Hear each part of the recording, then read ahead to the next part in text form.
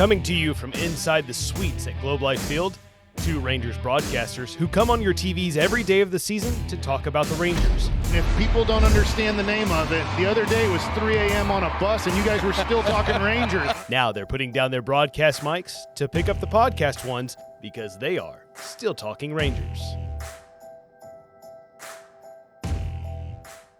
Hey everyone, welcome back to another episode of Still Talking Rangers. Rest assured, Dave and I have really just been talking Rangers since you last heard from us, right? I mean, I don't think we've Pete.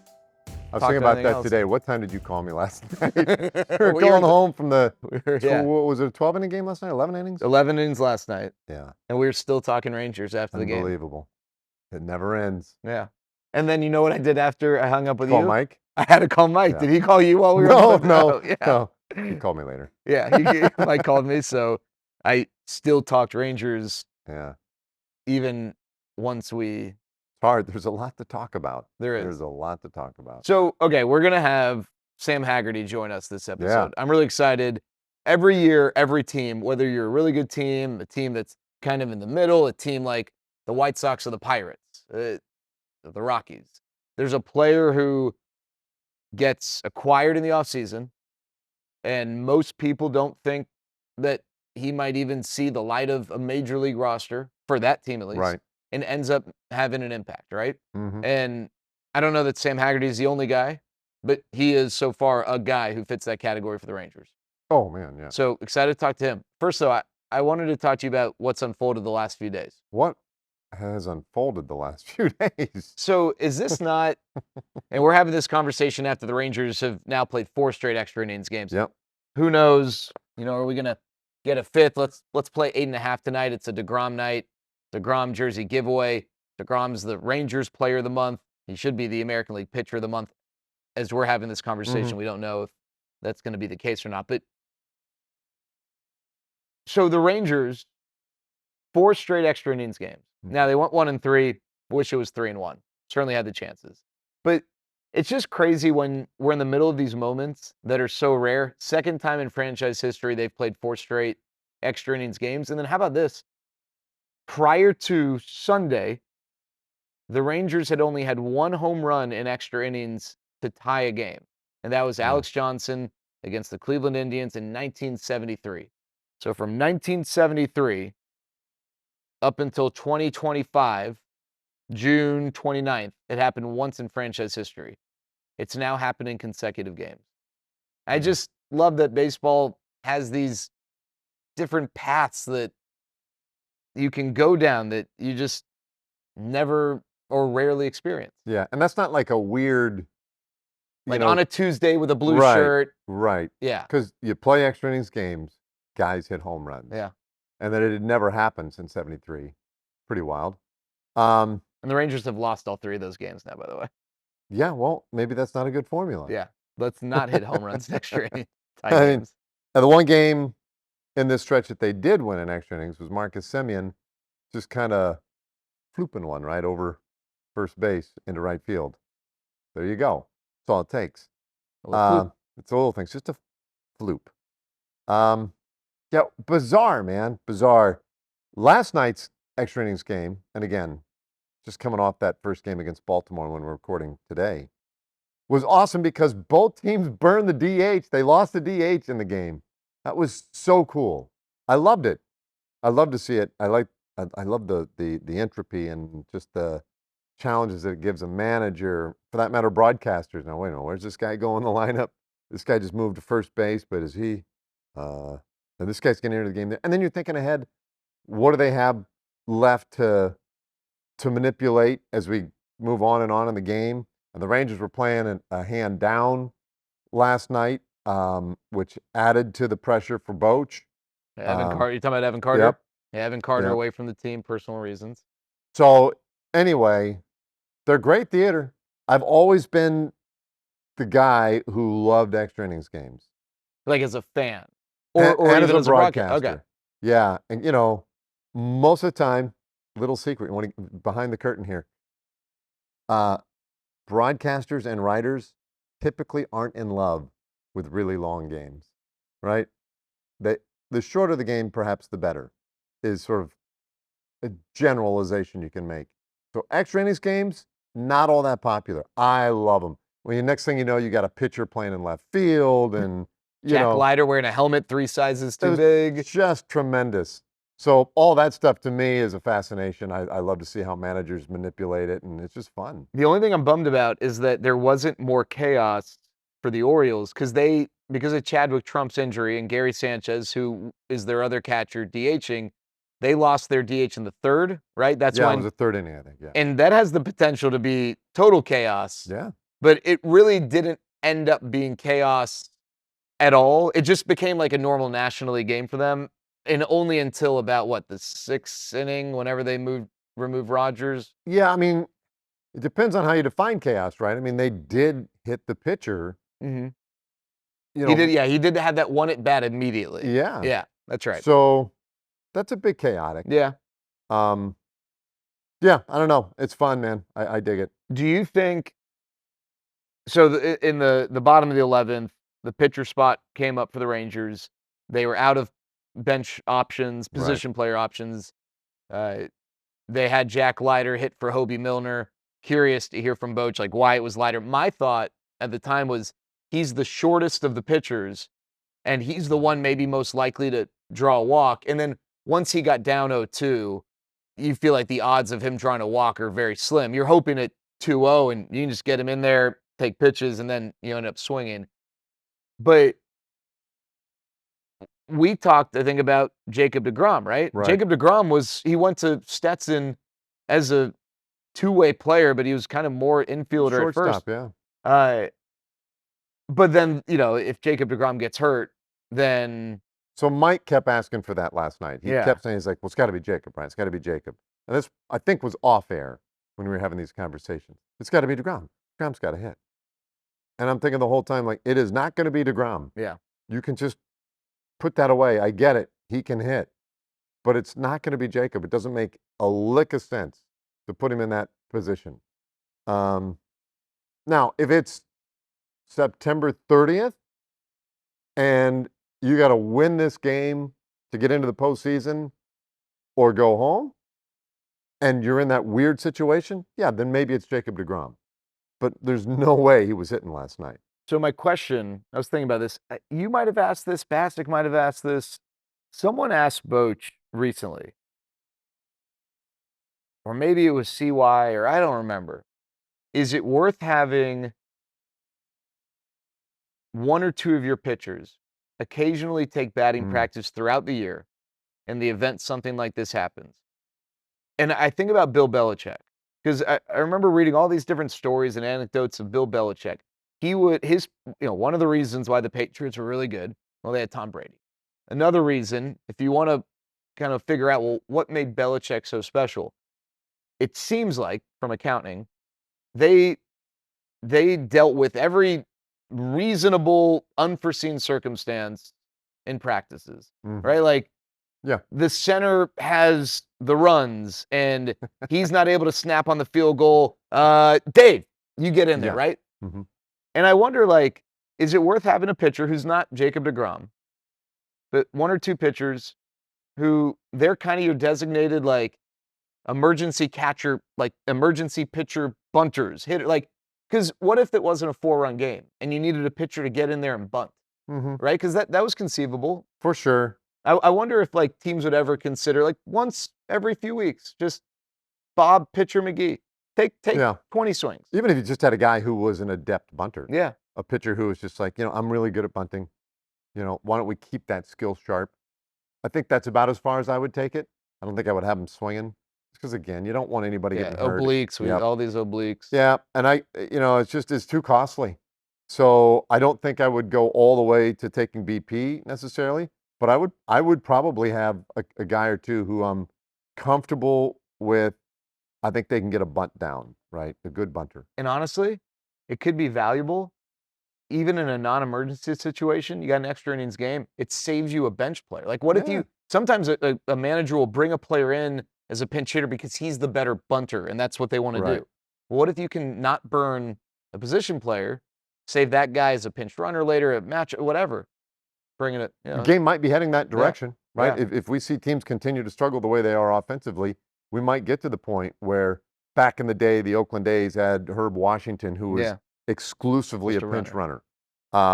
So, maybe we'll get to the point where teams are like, there's enough value for us to have a couple of pitchers who can really bunt. Bring the bunt back to baseball? Really? I'm in. And more extra innings games, you're going to see more bunts, I'm sure. Oh, goodness gracious. All right, I think I hear. I think we have our somebody special ready. guest. Yeah. All right, so we're going to take a break. A message from our friends at Whataburger. When we come back on Still Talking Rangers, Sam Haggerty is going to join us as we get to chat with one of the newest Rangers who's had a big impact on this team so far this year. Whataburger's Pico de Gallo Burger is back, and it's bringing a fiesta of fresh flavors. 2 all-beef patties, crisp Pico de Gallo, melty pepper jack, and creamy cilantro lime sauce. Limited time only, so grab it before it's gone.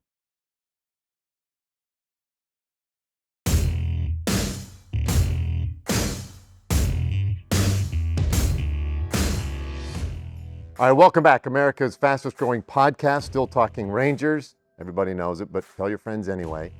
Really excited to have Sam Haggerty with us. And Sam, let's just jump right into it. What is your mental count today? My mental count. I see what you did there. Yeah. It's a new day, so we're at an 0-0 count. 0-0 count. Okay. What's your mental count today? Man, well, after last night, I felt I was like in an 0-2 hole with a couple of swings and misses. But you inspired me in our phone call after the game last night. I feel like I'm in a 2-0 count right now. Plus, we had Sam on, so I feel even better about it. Yeah. I don't know if I'm ever 3-0 because I feel like 3-0, depending on who you're around, might induce a little passivity. And I don't want that. So I think on a really good day, I'm out with a 3-1 count. But I love that concept, and people are probably wondering, well, that's really fun. I'm glad you guys had that moment together. Doesn't make any sense to us. So tell us about Epic Soul, your clothing line, and that t-shirt concept design. Because I loved it. I love this idea of your mental count. I think it's brilliant. Yeah, so Epic Soul was something I started a few years ago. I enjoy to read and write, and it just kind of blossomed out of,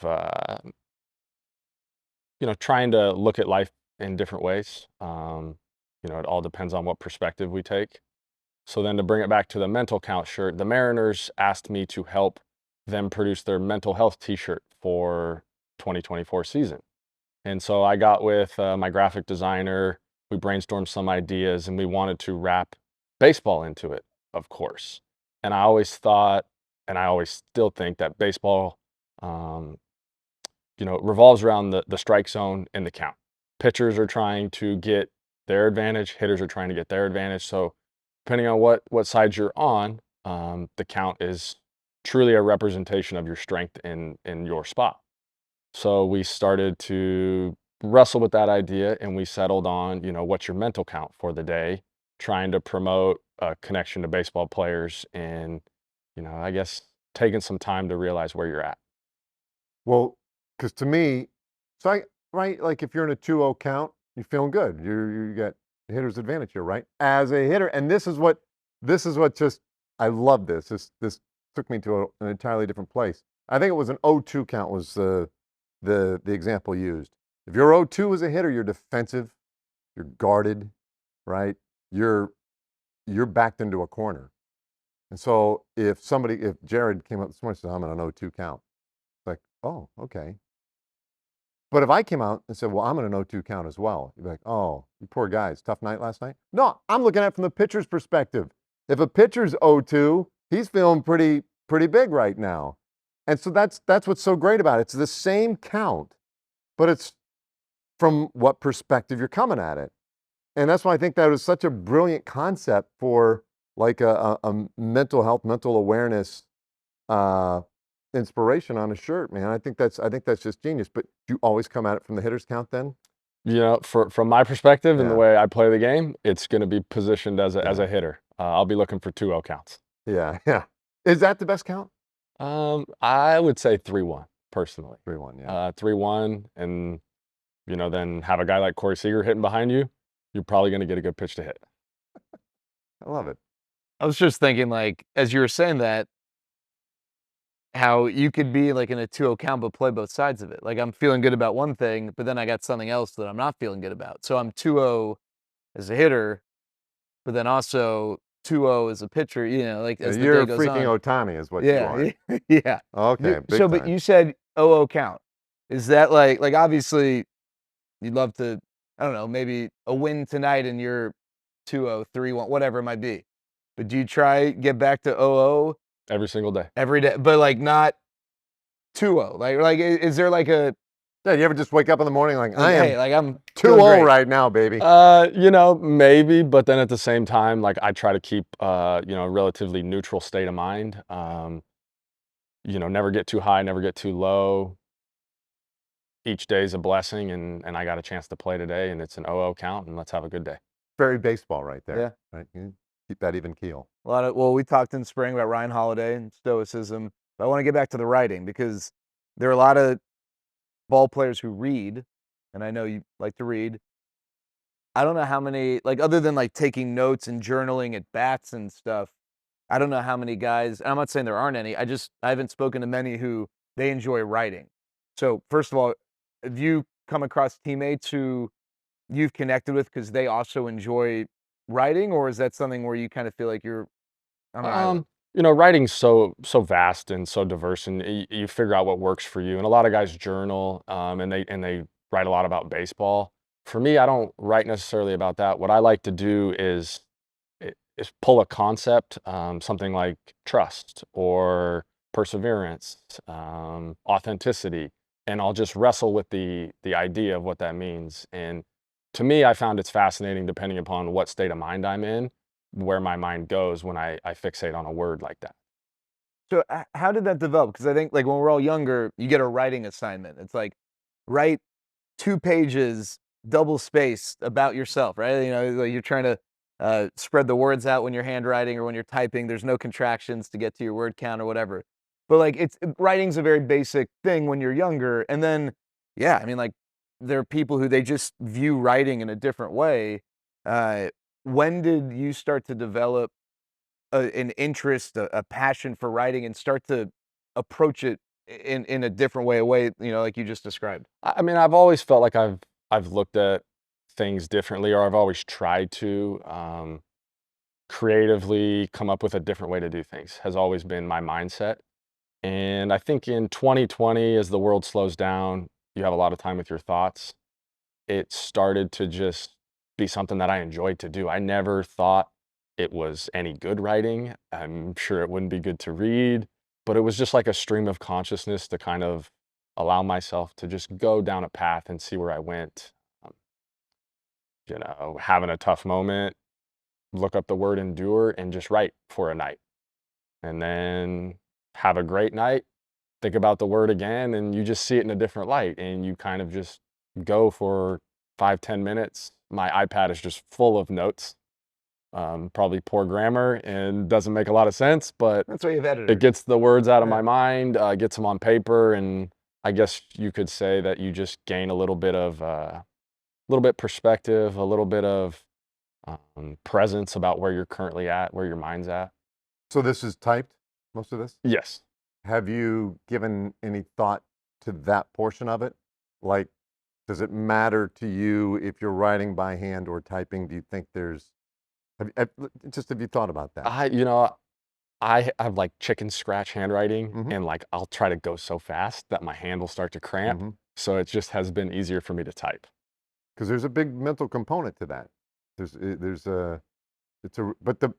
Even the process of writing, like typing, is very powerful way for you to clarify a lot of things in your mind, to simplify and uh, just to reach an understanding that you don't even really know that you're working on, or that's in there.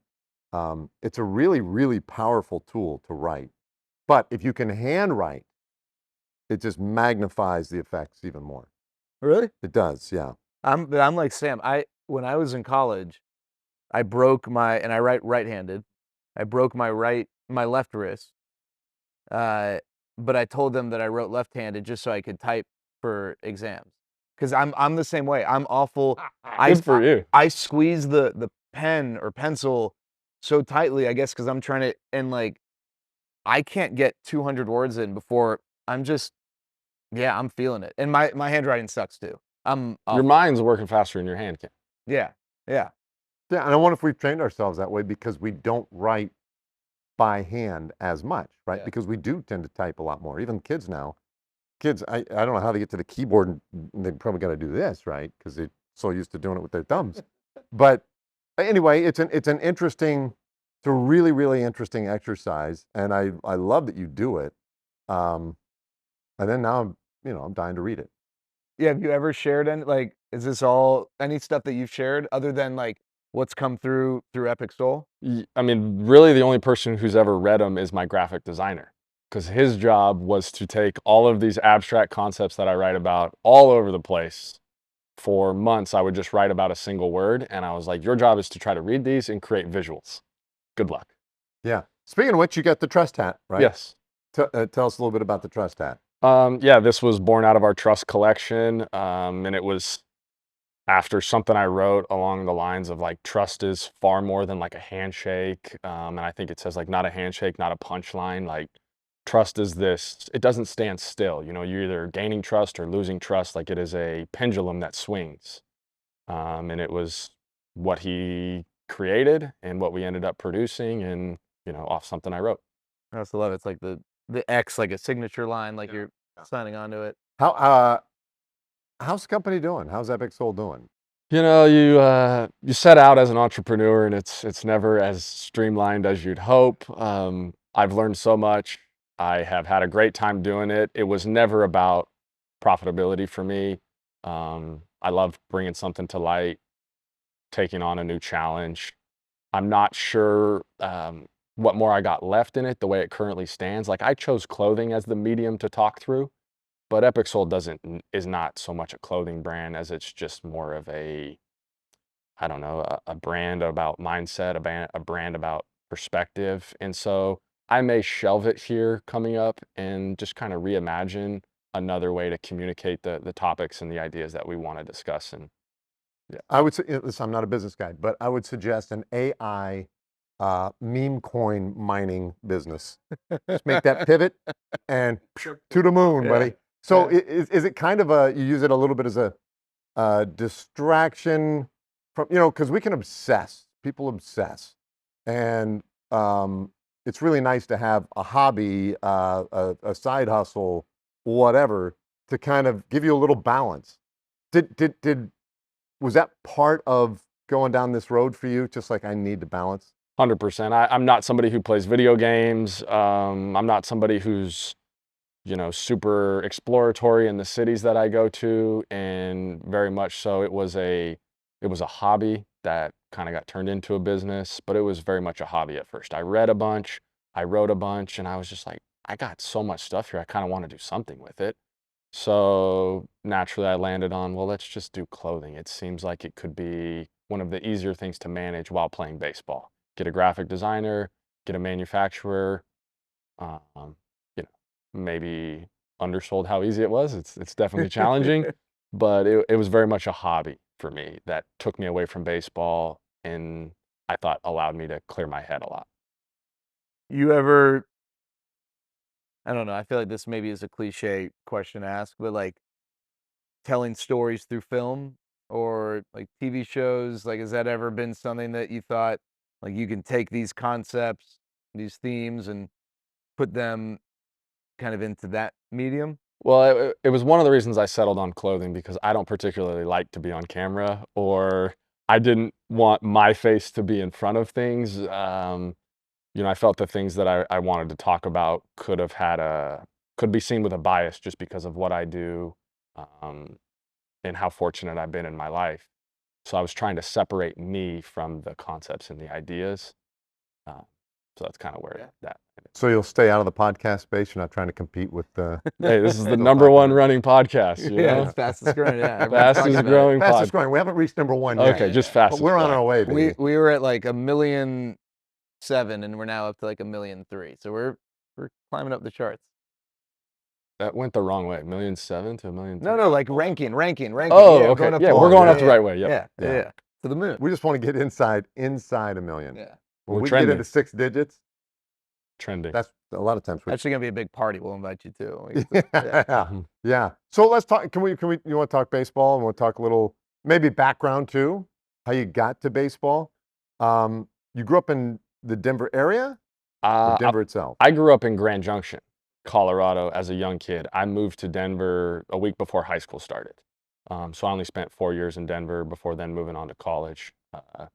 But it all started, I was born in Tempe, Arizona. Okay. But now you live in Arizona in the off seasons, right? Yes. Okay. That's convenient for baseball. Is that part of Absolutely. what took you back there? 100%. I was drafted by the Cleveland Indians, and I moved myself there a week later. Okay. So born in Arizona, go to Colorado, high school in Denver, go back to New Mexico for baseball. Did you play with Mitch Garver there? Yes, one season. One season. He was a senior and I was a freshman. What was he like? We could probably say I was a punk freshman and he didn't pay me too much mind, but it was a great team at New Mexico. He was a big part of it, a big reason for it. Unfortunately, we came up short in the regionals, but you guys know Mitch. He's easygoing, he's consistent, he is, everything he's always been. He said, I was talking to Mitch the other day, and he said that y'all's parents used to, I guess, parents of a team, but like, I guess your parents would spend some time together. Yeah, I mean, my parents lived in Denver at the time, which was about a 6-hour drive from Albuquerque. So they would come down for big series, and I think they became pretty good friends with the Garvers. And then Garver's from Albuquerque, so his parents were around. Yeah. So, and then you guys did play together last year, right? Yes, Yeah. for the 1 month that I was on my feet last year, we were Uh-huh. teammates. Okay. Interesting. So, and I mean, that's a big part of your background is in this is your 7th year in the big leagues.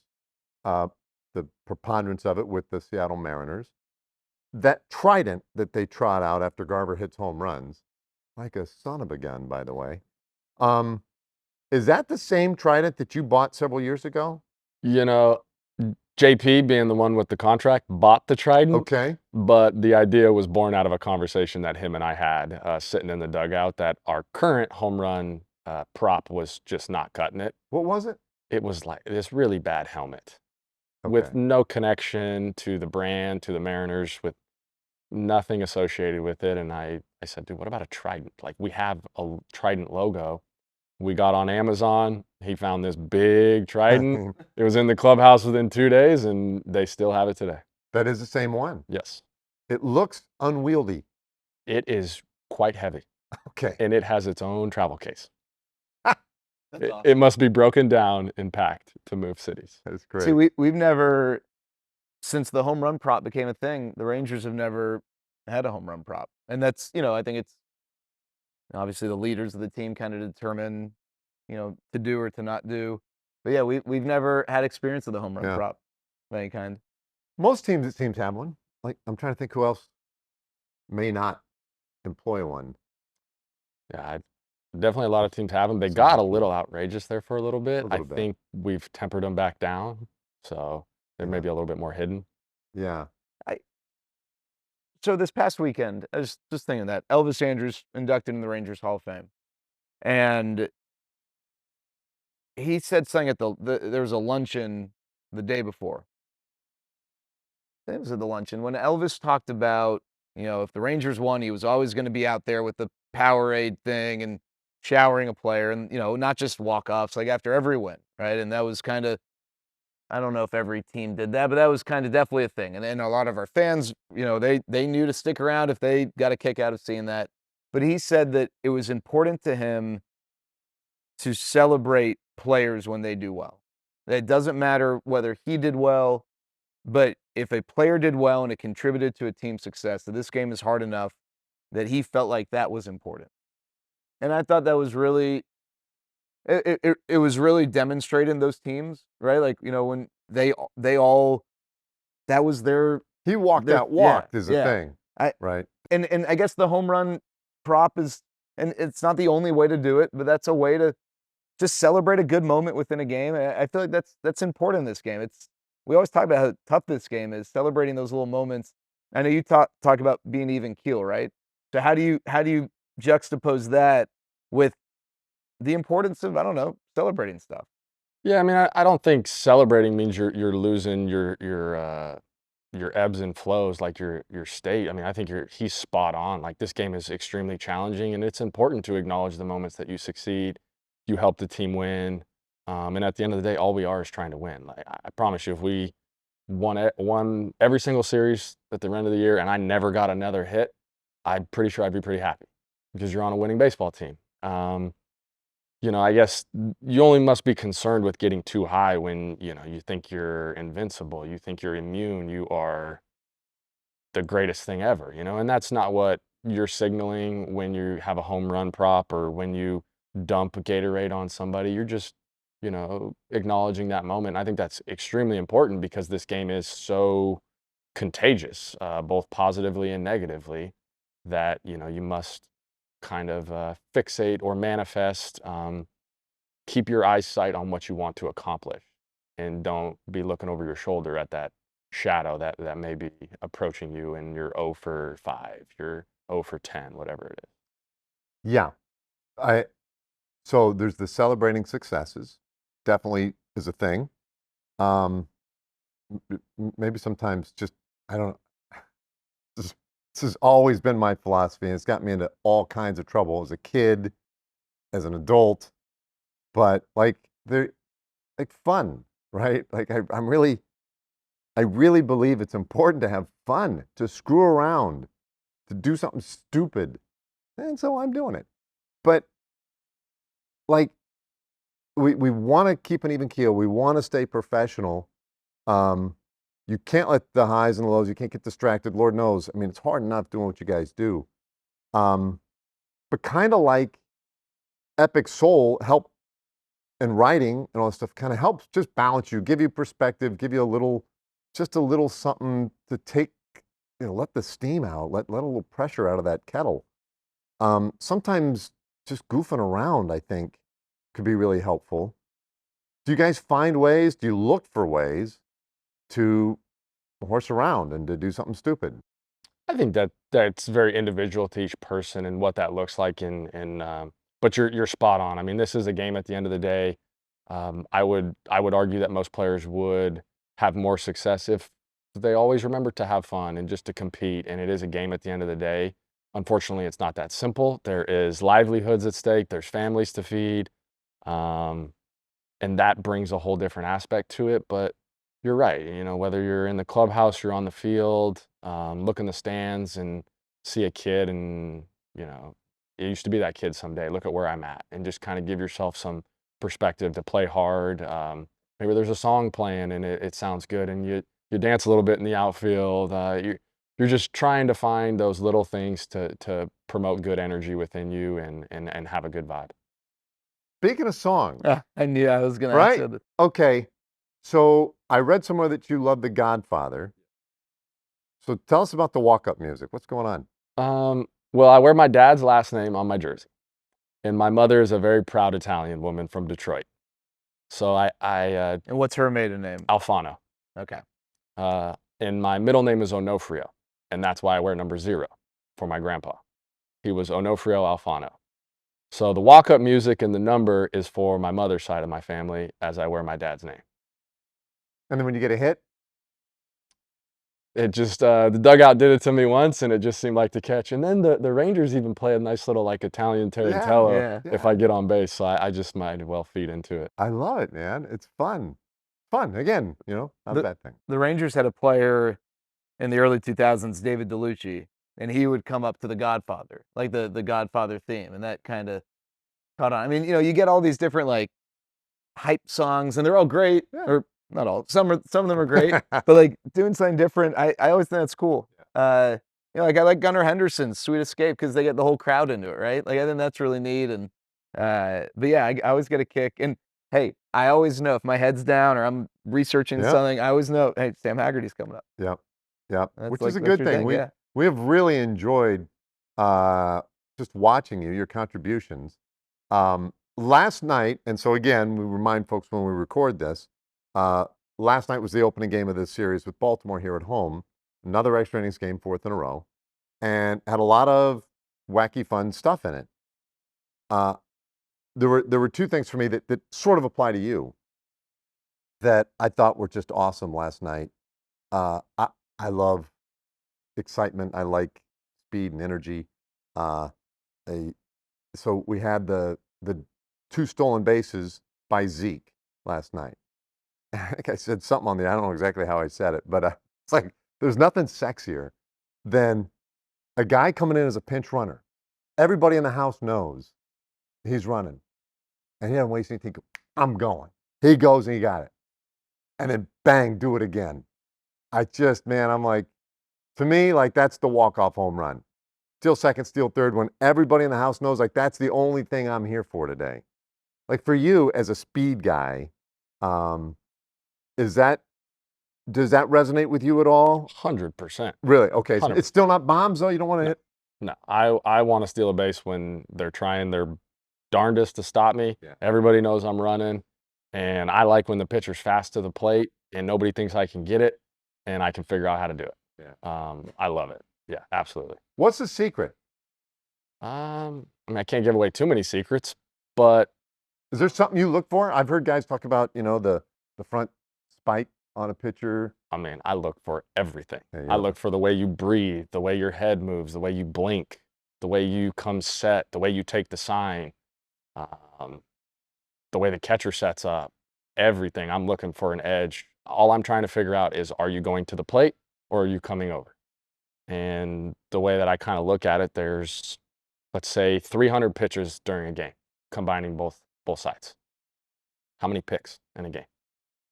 Maybe 6, let's Maybe. say. Yeah. So 2%. So 98% of the time they're going to the plate. And I just got to figure out what you look like when you go to the plate, and then I'm going to try to cheat and jump it. 2-part here. How many lefties do you feel like read the runner versus predetermine? And then on your end as a runner, how often, like, do you feel like you're good at, I'm going, oh, shoot, slide step, shut it down, or I'm going, not a great first step, I'm shutting it down, or when you're going, are you going?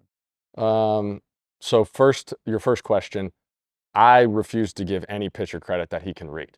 I do not believe you can pick and throw a quality pitch. Yeah, I agree. So I don't believe that to be true. I will try to bluff and draw a pick and see if you can actually read. And if you don't pick after I break, then I know it's all a facade. Then to your next question was like, as a runner, how, I mean, the game, the game It's the moves so exact same, quickly, right? Yeah, It's kinda, the same thing in reverse now. Yeah, so I'm running and I see a slide step, I can shut it down, and you do need to shut it down. I hate getting thrown out. Like, outs are extremely important and extremely precious, so you need to be able to shut it down. And then you get a bad jump, you need to be able to shut it down. But what I tell younger players and guys who ask me about stealing bases, I go, you need to be more afraid of getting thrown out at second than you do of getting picked off. If you have some fear and doubt of getting picked off, you are not going to get a good jump, and you should probably not run. So you need to be, it's stealing. Like the word is stealing. You need to have a jump. You need to be aggressive, and you don't want to get caught. Is there a catcher you'd like to get you haven't gotten yet? Or one you have gotten, you're like, I got you. It's not so much catchers. I find myself having more tussles with pitchers. Like, I remember in 2022, I had a great sequence with Garrett Cole, and I got caught. It was one of the first times I got caught, but he did a great job holding, picking, and this was before the pickoff rules. So he probably picked like 5 or 6 times in that bat. And for me, I guess I was a little bit bummed when they put the pickoff rule in. It made what I do less valuable. Guys can just run now with less picks happening, less gamesmanship between the bench coach or who's ever doing the running game. So it was back in those days where, I think Baltimore in 2022 picked 7 times in a row on me. I love that cat and mouse game. Yeah. Inside the park home run against the Rangers. Yes. You're only inside the park home run. At the college level, anywhere did you ever Probably like true inside the park home run. Probably the only one I've ever had, because I think all the other ones you could say there's an error in there somewhere. The ground ball and machine pitch where it goes through the shortstop and then the left fielder. Mhm, yeah. The 3 air base. Yeah. Yeah. So pretty, where's that rank among the fun moments of your career? That's up there because we were in the midst of like an 11-game win streak. And I remember Martin Perez was throwing really good. We were down like 4-0, like the 5th. We ended up, winning the game and going on to like a 13-game win streak, and it really propelled us in that season to a wild card spot. And it was up there. Yeah. Do you guys do stuff on a daily basis that's different from other guys, sluggers or whatever, to continue to hone and develop the speed part of your game? I would say not as much as you think. Similar to a slugger, like he's not in there just crushing weight to make sure he can hit the ball far. Right. I'm not in there like sprinting all the time, so I'm fast. I mean, if you're fast and you're strong, you probably are those things. I would say more so I'm in there watching film, trying to pick apart a pitcher. Because I don't care how fast you are, if you don't have a good feel for stealing bases and getting a jump, like that's more evident of like being a successful base stealer than just a guy who's ridiculously fast. I mean, listen, I don't like Albert Pujols because of what he did to the Rangers in 2011, but I mean, he had multiple double-digit stolen base seasons, and he was one of the slowest. Cal Raleigh, your former teammate, he's stolen, what, 9 bases? 9 bases. I don't know, he doesn't really motor around, but, and sometimes I guess the element of surprise, can benefit you. Yeah, at some point, 20 and Yeah. 10, whatever, like it's not a surprise anymore. Yeah. I mean, when Corey stole against Baltimore the other day, I think the whole world was surprised. Element right? of But, surprise. Yeah, that one counts. Yeah. What did you tell Hellman the other day after he circled the bases, stealing second, heading it into left field, taking third, and then coming in? I said, "Great job. Go get a drink of water, man. You're tired." Like that was daring, coming around third there. But had he committed, as best you could tell, had he committed between second and third, like, the hell with it, throttle open, I'm going?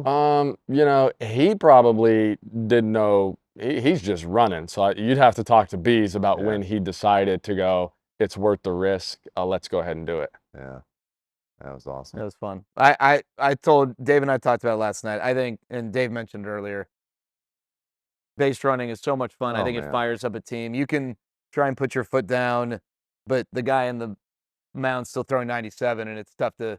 I mean, he's really good too, right? But I feel like your work on the bases can really help lift up a team, and I think we certainly felt it from our perspective against Baltimore when you came in off the bench, 3 stolen bases, 16th player in Major League history to do that. Pretty cool, and it's been a lot of fun watching you. And we didn't even get to what you've overcome to be here. Achilles injuries are not fun, not easy to recover from, and I'm sure it feels really good that you're. I mean, I don't know. I don't want to speak for you how healthy you feel compared to where you were, but I mean, you've become a very valuable player on a team that has playoff aspirations, and we appreciate you taking the time. We know you got to get your hot tub, your cold tub work, but thanks so much for joining us, and it's been a lot of fun watching you. Well, thank you so much for having me. All right, there you go, Sam Haggerty. When we come back, we'll wrap things up. First, a message from our friends at Whataburger. If you love banana pudding, you've got to try Whataburger's Banana Pudding Shake. Back, but for a limited time only.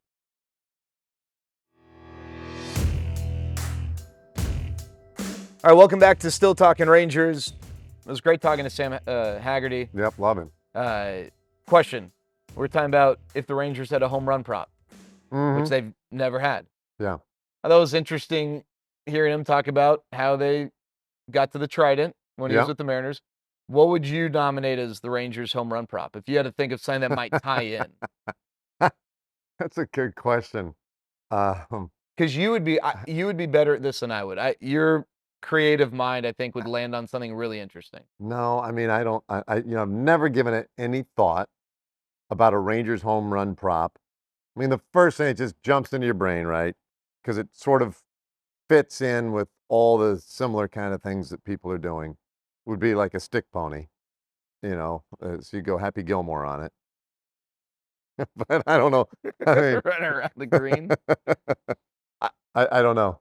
I literally just It's a good one. a second ago, I don't know how you would execute this because there's definitely not enough space in the dugout, and I don't know how you'd get it from ballpark to ballpark. But it'd be kind of funny to see a player jump on a little horse carousel, like a little like 7-year-old might when they hit home run. They Yeah. do one little circle, and Yeah. that's it. Put on some chaps. They could put on a big pair of Oh, leather chaps. That'd be really fun on those 100-degree days. in yeah. Pittsburgh or Baltimore. A vest, a bolo tie. I don't know. Little What do you bu- do? Yeah, I don't know. That's a thing. Like, I don't think they need to necessarily, like, the trident is kind of fun and funny because it is so beautifully tied in with who the Mariners are.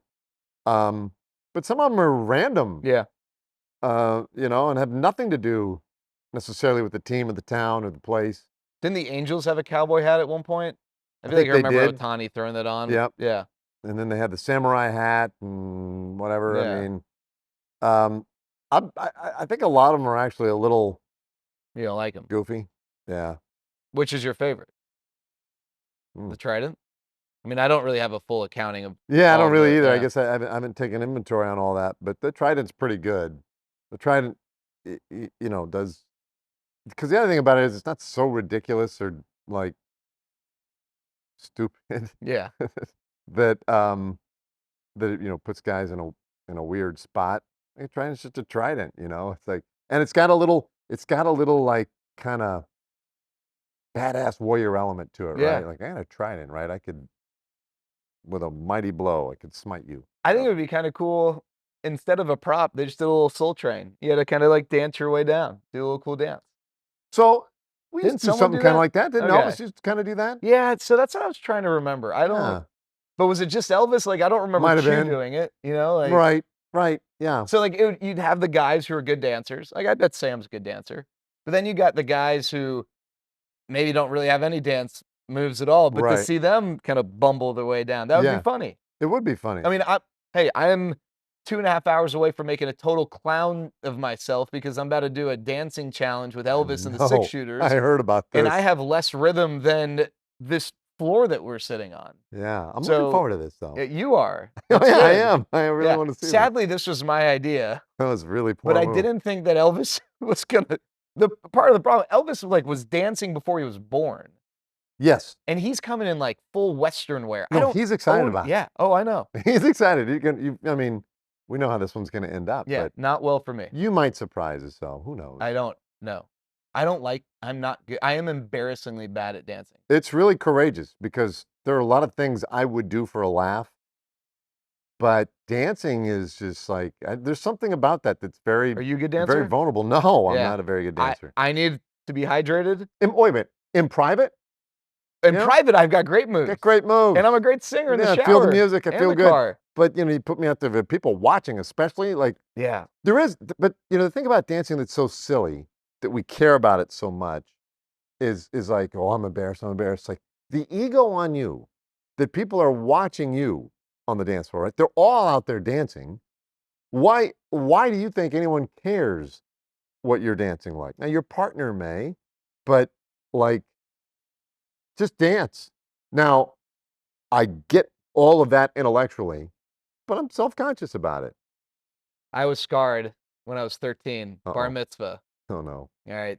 Dancing. I had like even less ability to dance then than I do now and no confidence whatsoever. And some girl, I don't want to mention her name because for all I know, she lives here and I don't want it to. She complimented me after a stretch of dance songs Yeah. for my courage. She's like, I think it's great that you don't care what people think. I was like, what do you mean? She's like, well, you're an awful dancer, but you still go out there and have fun. But you didn't know. I was like, wait, so everyone does actually know that I'm an awful dancer? So I've been scarred. No, I knew I was a bad dancer, but I kind of had the mindset like, well, maybe we all stink. But apparently I stood Oh, out. that's wild. Yeah, I thought being short would maybe help, but But no. she meant that in a very caring way, right? I mean, Yeah, and then I sounds like- asked her to be my girlfriend. She laughed and walked away. Come on. No, I'm just kidding. Yeah. I mean, that did happen to me a few times when I was around that age, but not in that moment. Wow. Yeah. Yeah. That's sweet of her, and also turns out maybe a little cruel. Yeah. I enjoy when there's a big crowd on the dance floor and I can just bury myself in the middle. Yeah. So I'm a part of it, right? But like, I don't feel like all of it, people on the outside. That's the thing. At a wedding, I'm not worried about the people on the dance floor because they're worried about their own thing. It's all the people around the dance floor who, maybe they've gone to get a drink or whatever, and they're just sitting there like watching you. Yeah, you just drop an okay boomer. Yeah. If anybody were to say anything. I would say for me, having kids, and then going to family weddings and these types of things, and just watching them as little ones just run out there and just basically play to the music, Yeah. like really frees you up, And then they like to be dancing around you and all that sort of stuff. So it's fun. It's just, I see the kids on the video board. yeah. Like the little 5-year-old kid, he's just jumping up and he's like, he got having all the fun in the world. I'm like, why can this kid do it way better than I couldn't even do I that. think there might have been something with the time when we grew up too, maybe. Because kids today now, they've got moves, they're into it, they have fun, They watch don't YouTube care, videos to learn. We didn't have that. I know, when we grew up, I think we must have been a You and very I grew up in the self-conscious same, time. Yeah, We're same age. hip, we're cool, Yeah. we're kids. Yeah. All right, well, hey, the metrics. You just call me out for being old. No, I was No, just you did. No, you did. I thought you were making fun of No, you me. did. And so I was playing into it, but then I have a bad read. Hey, everyone knows that we're always still talking Rangers. We are. I don't know as many people know that we're still talking Rangers after the guest. Right. So appreciate those who have stuck around. Yes, that is very cool of you guys. Yeah. Anyone who is still watching, that is very sweet. We're off to a 3-1 start for the day. That's our count. Right now. 3-1 count. Yeah. Want to thank Sam Haggerty and want to thank you for tuning in. Back for more Still Talking Rangers in a few weeks.